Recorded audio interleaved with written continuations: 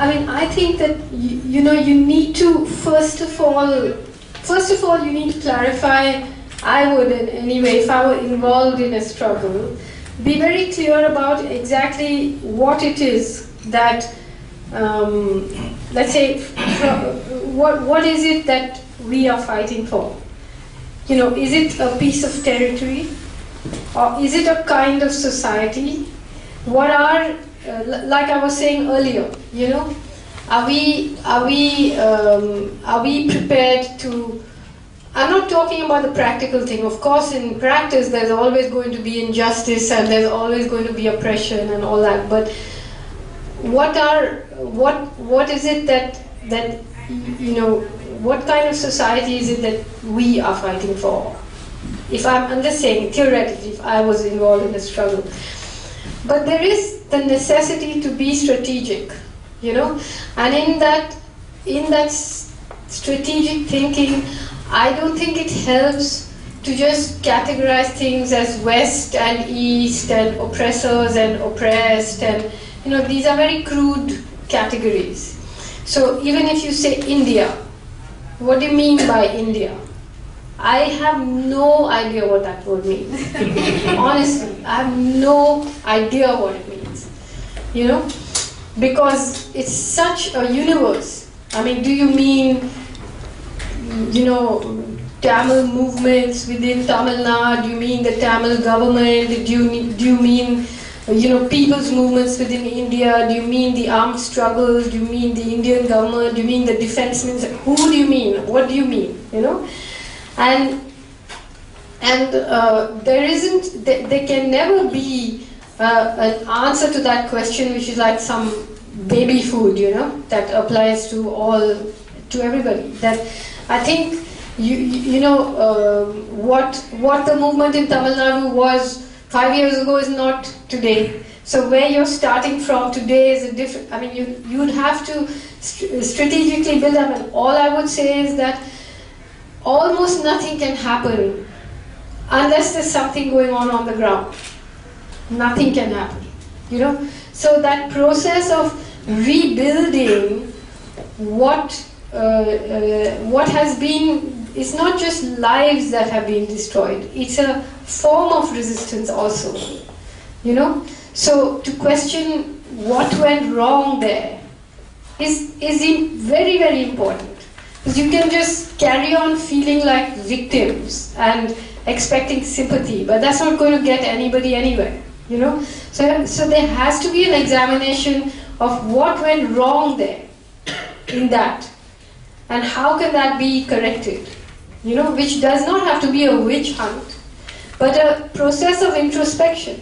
This is true of resistance movements in India too, you know. Many of us just refuse to look at that. What went wrong? What did we do wrong? Why didn't this thing work out?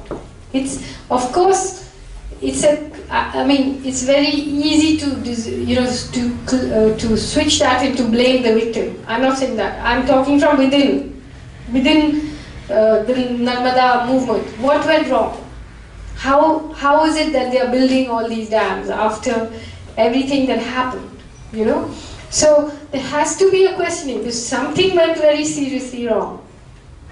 You know, something weakened that movement to the point where it could be destroyed, you know. And that's something, not just that somebody defected and somebody gave information, no.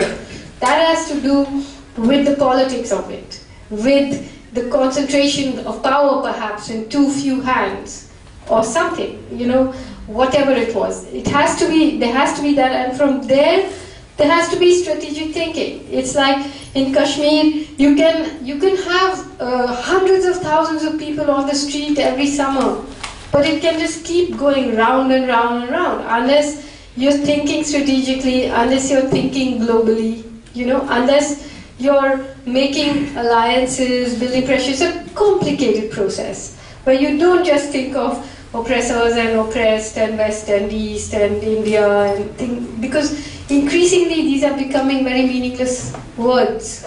Even oppressor and oppressed is a meaningless word. Because how do you define? Let's say you take the Dalit movement. Are all Dalits oppressed?